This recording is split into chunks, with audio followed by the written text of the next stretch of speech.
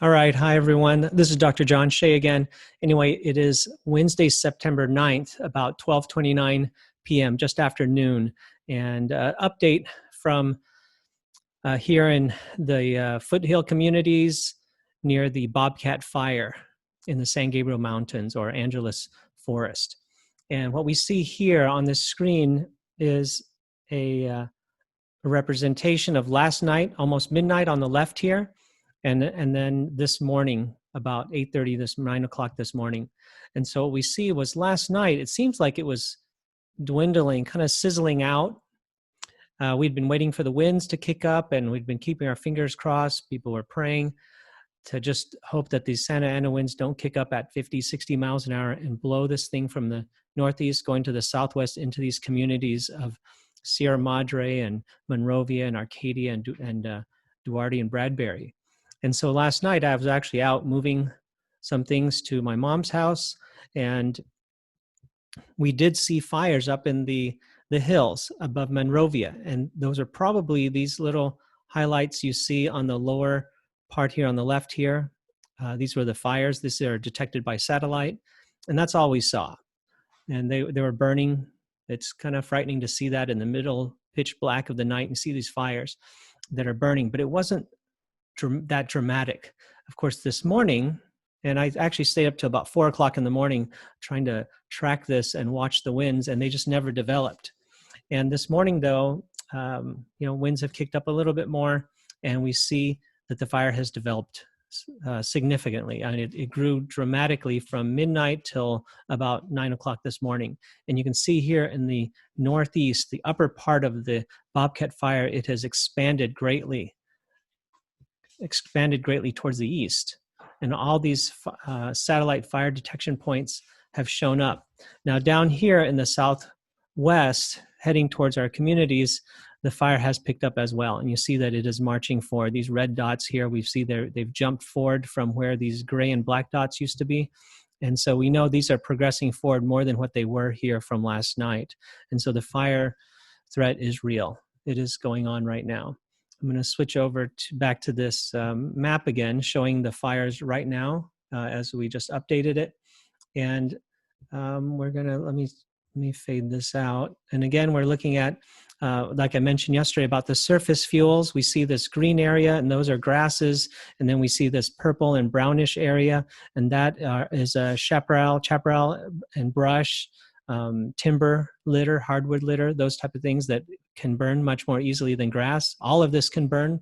Of course, definitely it can all burn, but some fuels burn quicker than others.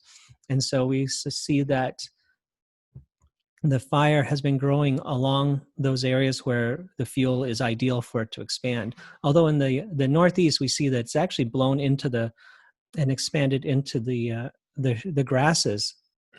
And we see that expanding in that area. So that's a concern, and probably the wind is blowing there. But in a way, that's less inhabited or uninhabited areas. It is going over Highway 39, but it's not expanded greatly towards our communities. I mean, the amount of change from last night to this morning in that fire going eastward is such a big jump. If that was going southwest, it would already be upon all these communities down to Sierra Madre and Pasadena. So that's a concern, but it didn't happen. Now, we may be asking, well, what happened to the Santa Ana winds? And that's what I kept wondering, what's going on? And everybody's been talking about Santa Ana winds that was supposed to come Tuesday evening, and then the warning is ending sometime today, Wednesday afternoon.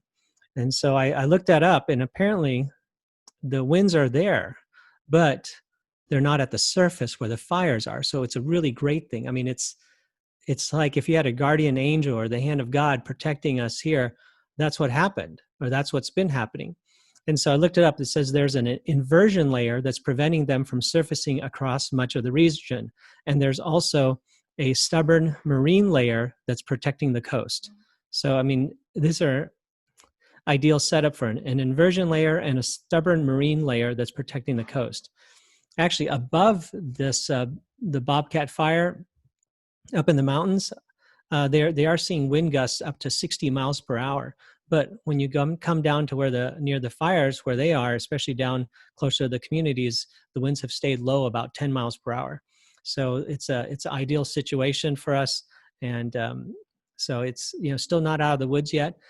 They reported that the Santa Ana winds may still pick up on Wednesday today, peaking around noontime. Well, it's already noon, and hopefully it's going to be going down on its way down. It's going to probably go down, and then maybe Thursday they might have a small pickup on the Santa Ana winds tomorrow. But at least these are all good signs for us. I know there are communities here in Sierra Madre and Monrovia that people have already evacuated. And because as we see here on the upper part of this fire, it just expanded greatly just overnight.